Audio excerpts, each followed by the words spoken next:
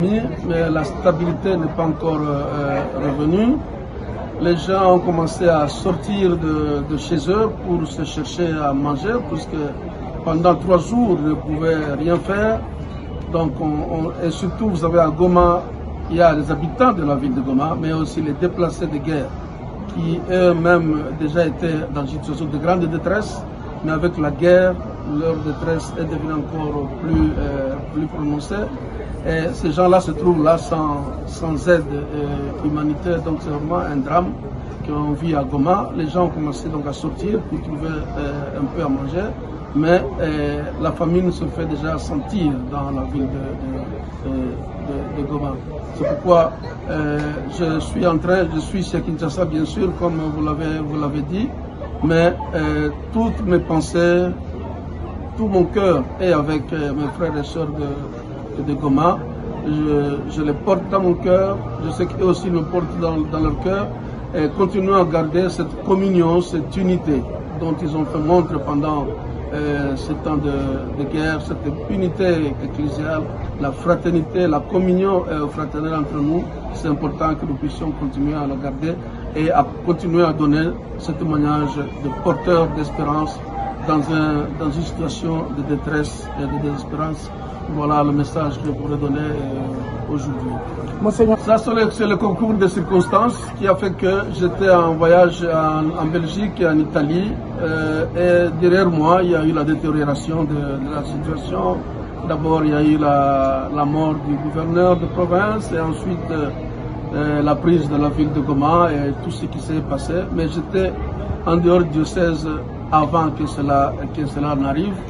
Alors depuis lors, je cherche comment rentrer au diocèse et on m'avait fait penser qu'ici à Kinshasa, il y aurait une possibilité, mais je crois que pour le moment on doit écarter cette possibilité. Alors avec son éminence, le cardinal, avec le nonce apostolique, avec le président de la Senko, on est en train de chercher par quelle voie je pourrais rentrer, mais toute ma pensée, tout mon cœur, tout mon esprit maintenant est à Goma. Il faut que je trouve le moyen d'aller retrouver mes frères et sœurs de Goma. Je vous remercie. Vous savez, l'Église est d'abord pour la paix. Et depuis longtemps, la conférence épiscopale, pas seulement celle du Congo, mais de la CEAC, l'Assemblée des conférences épiscopales du Congo, du Burundi et du Rwanda, nous faisons ce travail de sensibiliser les gens sur la question de la paix dans cette région des Grands Lacs. Vous savez, ça fait depuis plus de 30 ans maintenant qu'on est dans une crise sécuritaire, une crise humanitaire à répétition dans cette région. Alors c'est pourquoi moi-même je crois beaucoup.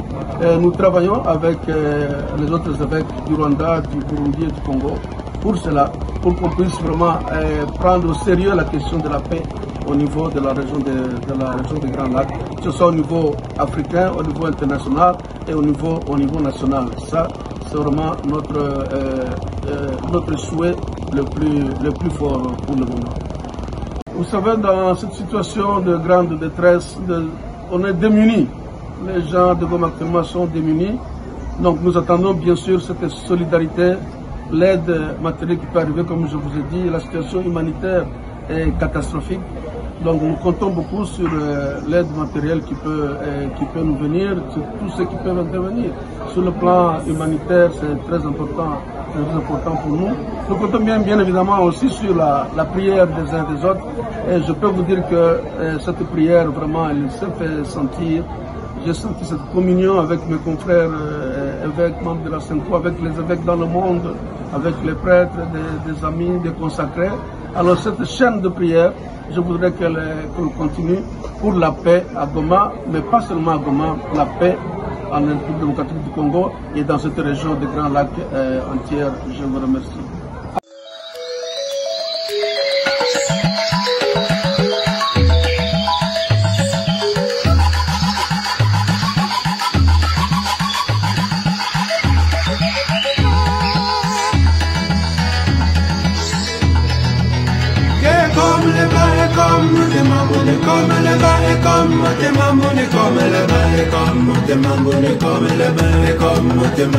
Comme le comme